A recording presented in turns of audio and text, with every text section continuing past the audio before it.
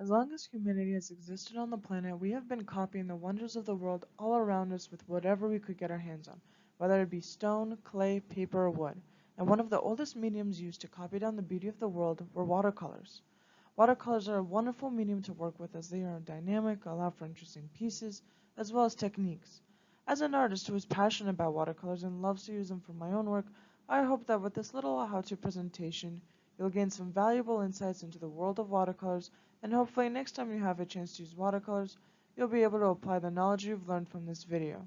By the end, you should know what supplies you need to get started, how to use watercolors to their fullest potential, and some of the cool techniques that you can use with watercolors.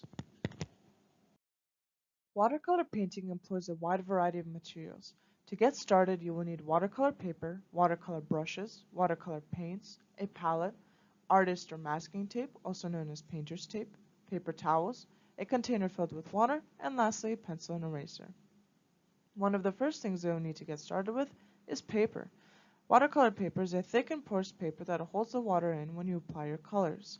One of the most important aspects to starting out when you use your watercolors, and that is using the right type of paper. It is recommended to use thick, almost cardstock type of paper. Make sure to read the label carefully and feel the thickness of the paper to make sure that it could be painted on. If by accident you were to pick a paper that was too thin, the water would not absorb into the paper correctly, your colors would run, and the paper would start to break apart. This would end up ruining your work completely. Next, it is advisable to use brushes that are stated as being strictly watercolor brushes. These brushes tend to be finer than those used in acrylic and oil painting and have a capacity of holding on to more water. Make sure to also have a variety of brushes in all different shapes and sizes in order to accommodate for the size of the paper you draw on, the amount of detail work you plan to do, as well as what exactly you are painting. According to Bridget O'Connor, a top watercolor painter featured in multiple artist and watercolor magazines, using brushes that are too small or a poor grade of paper are paths to frustration. So make sure that you're using the correct paper and the proper brushes.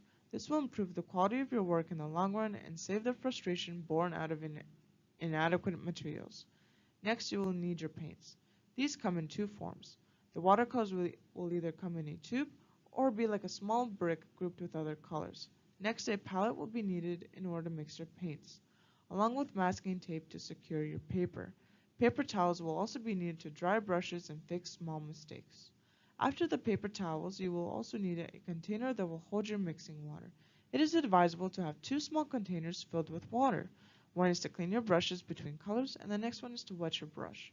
Lastly, pen and paper is needed to lightly sketch what you intend to paint. Once all your materials have been prepped, it is important to further prep your paper, a step not always done but highly recommended. This is done in order to fix your paper in place as well as to prevent the paper from being warped as it continuously becomes overloaded with water. Furthermore, if you'd like to have white space in your piece, or rather sections of your work where there is no paint, you can put tape in that section and then paint over it. When ready, remove the tape and you'll find a white space. After you have prepped all your materials and you've prepped your paper, next it is finally time to make a sketch of what you're planning to draw. It is highly advisable that when you're making your sketch that you keep it very light. Pencil does show up in watercolor, so it is advisable to use the lightest color pencil and with the lightest strokes. Make sure to also take note of the darkest parts of the sketch, the lightest parts, shadows, highlights, and special points of interest. After creating your sketch, the next step is to prime your paints. Watercolor paints require water to activate and become usable. Using a brush, dip it in the water and apply it to each respective color.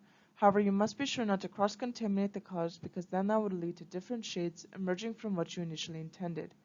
Once the paints are primed, you are left with a couple options on how to begin painting.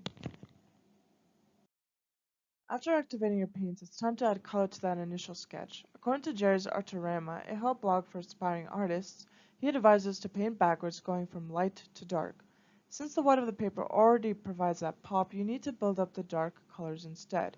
Furthermore, it is also advised to build up these contrasts in layers because watercolor is a thin medium, as Creative Block, a help blog for artists, notes.